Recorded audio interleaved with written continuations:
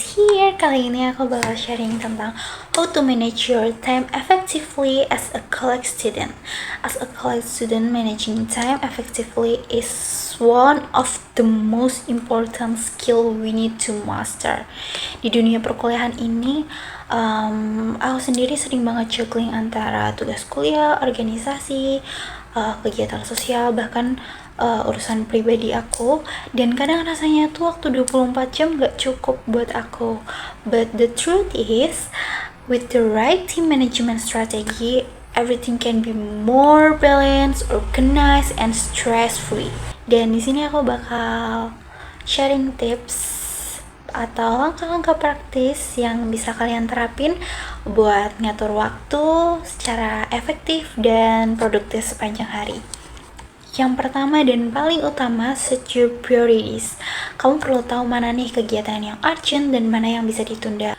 Try to make a to-do list setiap pagi atau malam sebelumnya. Kalau aku biasanya bikin to-do list itu setiap pagi sebelum aku memulai kegiatan.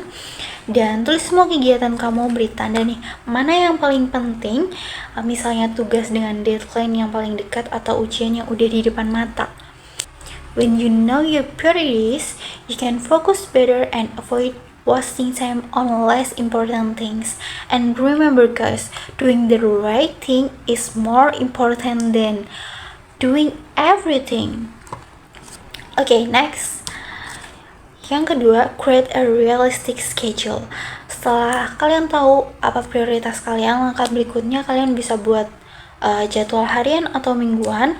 Kalian bisa pakai aplikasi Google Calendar, Notion, atau sekedar buku catatan, buku agenda.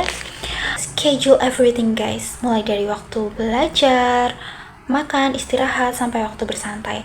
Kamu bisa pakai metode time blocking, di mana kamu menetapkan waktu tertentu untuk setiap aktivitas. Misalnya jam 8 sampai jam 10 itu waktu untuk belajar, dan 10.30 itu untuk break, dan seterusnya. Nah, dengan cara ini aku sendiri bisa lebih fokus dan disiplin ngikutin rutinitas yang udah aku buat. Yang ketiga itu ada avoid procrastination. We all struggle with procrastination sometimes. Menunda tugas karena ngerasa masih banyak waktu. Tapi kebiasaan ini malah bisa bikin stres dan numpuk di akhir. Salah satu trik buat ngatasinya, aku pakai Pomodoro Technique. Belajar selama 25 menit, lalu istirahat selama 5 menit. Nah, setelah 4 sesi, kalian bisa ambil istirahat lebih lama, misalnya sekitar 15 dan 30 menit. This technique helps maintain your concentration and keep your energy stable. Selain itu, coba mulai dari tugas kecil dulu. Sometimes starting small is the best way to beat procrastination. And next, yang keempat ada evaluasi and reflect.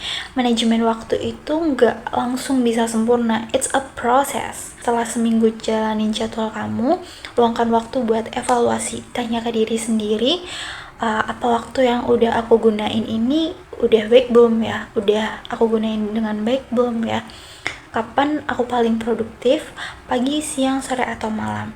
Dan di situ kamu bisa menyesuaikan pola dan memperbaiki manajemen waktu ke depannya.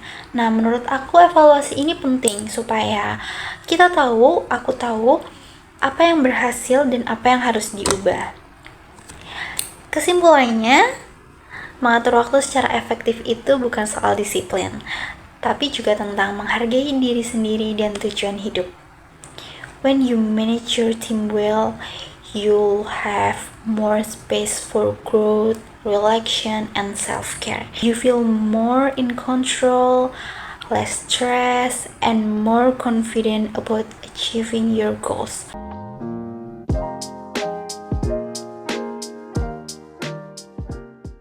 And thank you guys. Bye-bye.